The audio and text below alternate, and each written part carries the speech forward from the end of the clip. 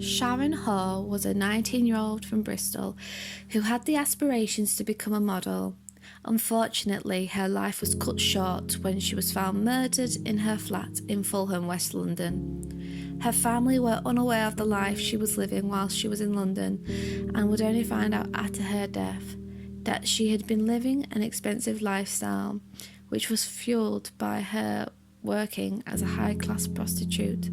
Some believe that due to her line of work, it resulted in a brutal death. The questions that cannot be answered and remain a mystery is, how did Sharon come into this line of work and end up living in a £1,000 per month flat in London? Who was responsible with helping her navigate this lifestyle? What is known is Sharon worked in many of the expensive and exclusive hotels in London under the aliases of Nikki and Siobhan.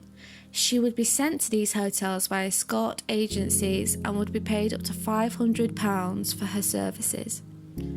On the 10th of August 1991, Sharon's flatmate returned home to find Sharon's naked and badly beaten body lying on the bedroom floor. It is believed that Sharon had put up a fight against her attacker, but was strangled and hit over the head with a blunt weapon. The police have always believed that those responsible for Sharon's murder was either a client or someone she knew, due to the fact that there was no forced entry. Also, robbery was ruled out, as there was £100 left on the side untouched.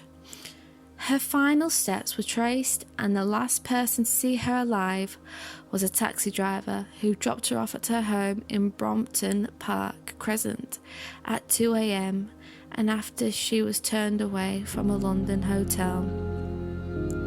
Sharon's family were shocked to find out about her lifestyle and had no idea what she'd been up to and knew nothing about her new life in London. Sharon was described by those who knew her as being shy and couldn't even ask for what she wanted to have in a cafe.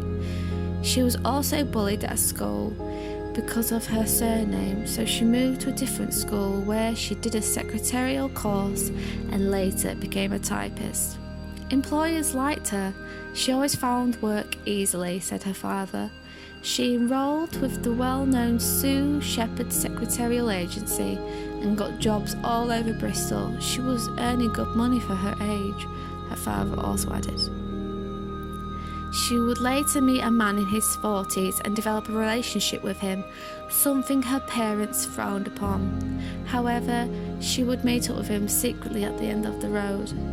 Her boyfriend gave her expensive presents, like a solid gold bracelet, and encouraged her liking for expensive, fashionable clothes, added her father. She started dreaming about owning an expensive sports car. She also started having ideas about becoming a model. Afterwards, Sharon left home to move into a flat share in Kingswood, before eventually moving in with her boyfriend. She still had dreams of a lavish lifestyle, so Sharon moved in with her friend in London near Chelsea, who was working as an escort. DS Bob Fenton, who was leading the 100-strong murder inquiry at the time, said, "She is what you might call a high-class call girl, but she didn't walk the streets in London. Most of the work came through hostess agencies.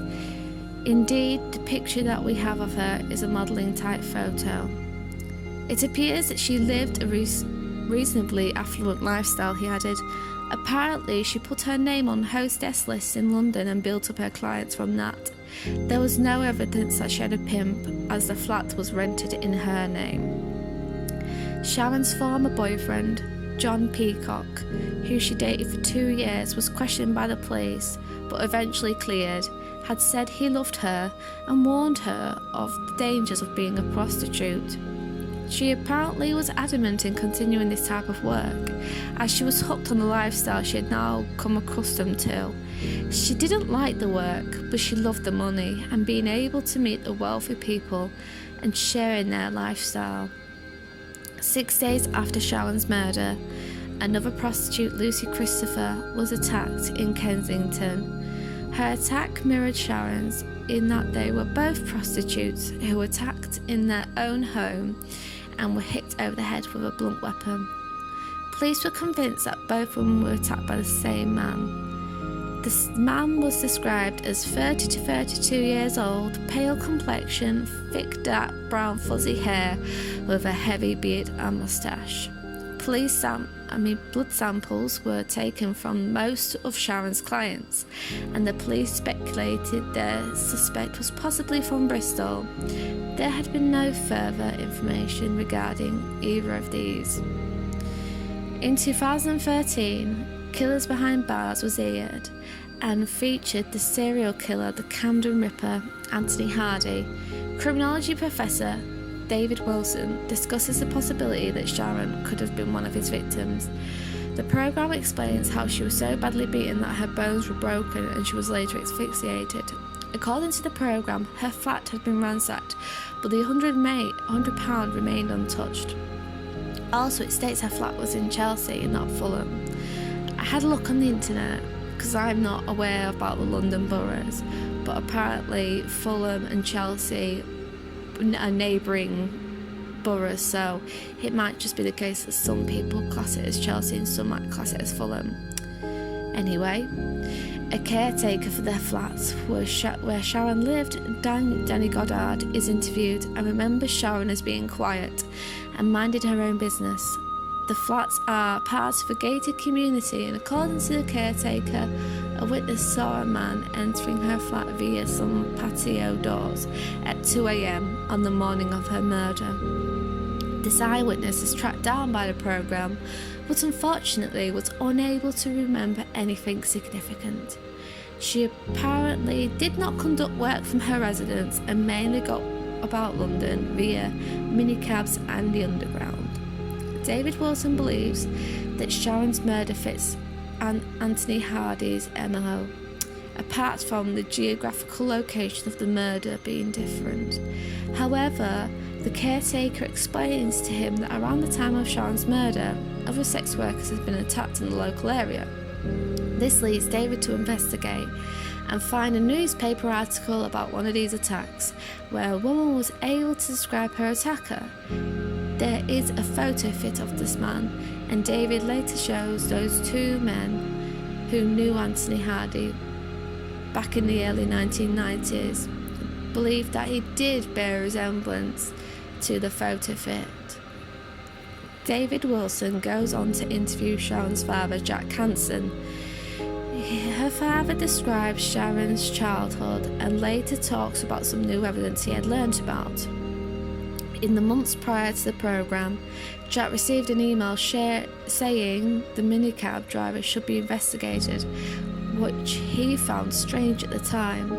The email also read that an impression was found on her stomach of something kneeling on her whilst wearing something like corduroy trousers.